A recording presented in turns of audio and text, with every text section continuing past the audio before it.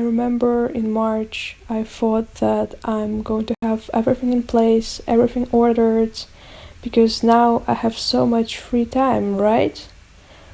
But it appeared to be very wrong. First project I want to share is the work I made for Mike for the soundscapes and the visualization of them.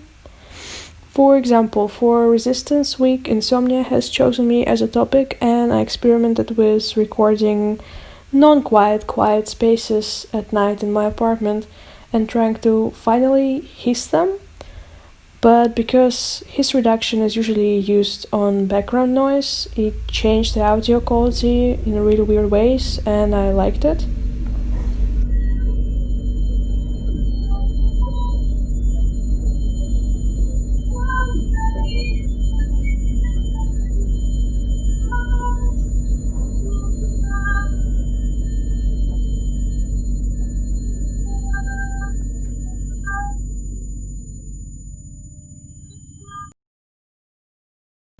For escapism, I recorded myself crying because, well, I was crying a lot because of my housing situation, and then decided that it would be a best decision to try to escape the awkwardness of listening to someone cry.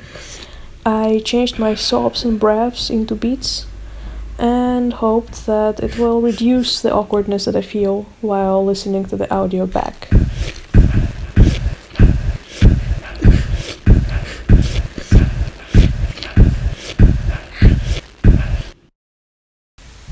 Generally, I felt quite useless throughout the semester, struggling to find the point where I can create and be inspired. So, in order to communicate that buzzing anxiety and frustration, I used game engine Love2D as a tool to mix all the small annoying sounds around my apartment that I was bouncing from in my closed space. And that resulted into the small game where it just randomly creates a soundscape of my frustration.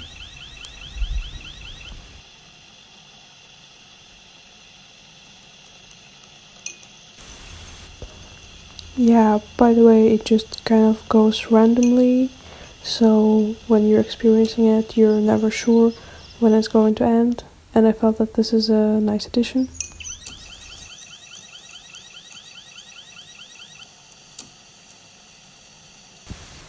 Oh, and I tried to make texture move in Unity WebGL.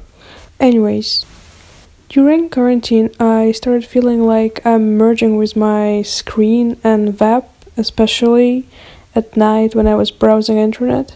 So I decided to create a website for the nocturnal creatures. It was inspired by Russian carpets that we all weirdly had somewhere at our relative's apartment, and I think as children we all stared at it, finding new stories in its patterns, and I wanted to make something similar but rethink how it looks. One of the main rules of this project is that you can only view this website at night between 1 a.m. and 5 a.m. so that only people who do not sleep can enjoy my digital carpet. And the idea is that it is moving slowly, each detail. It is really hard to grasp at first, but then you kind of get entranced by how it is slowly changing and you cannot see the whole picture. So I wanted to balance between boring and engaging.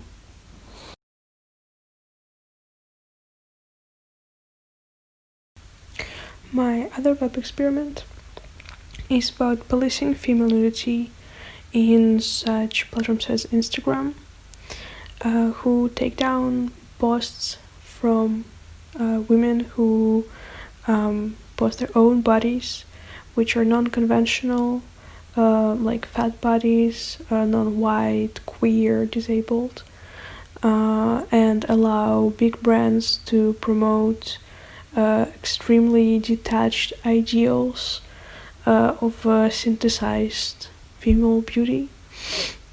So in this little project you can click yourself away to read terms and conditions of Instagram about what you are allowed to post. It was quite personal to me because all of my friends are activists back in Russia, and when they post 7-minute pictures, they often got taken down or their accounts ended up in shadow ban, even though they did not break any official rules of Instagram.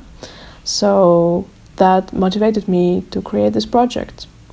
Although the notion of disappearing in my flat digital environment wasn't really specific to this one project, because after I started couch surfing in the beginning of June, just moving from one friend to another, from couch to couch, from city to another city, it made me really lose what is real and what is not.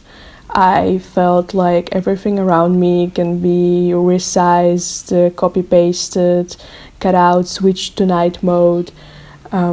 I existed in this couch space with no real connection to outside or to time. Partially, I solved this complete disconnect through engaging in activism and in advocating for non-EU students in y2s.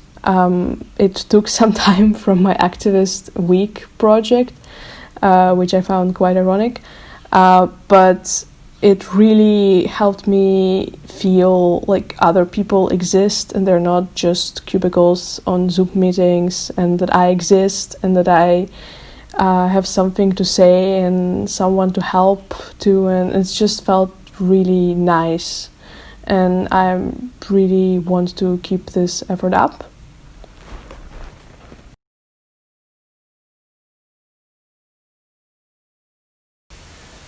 In conclusion, I would like to say that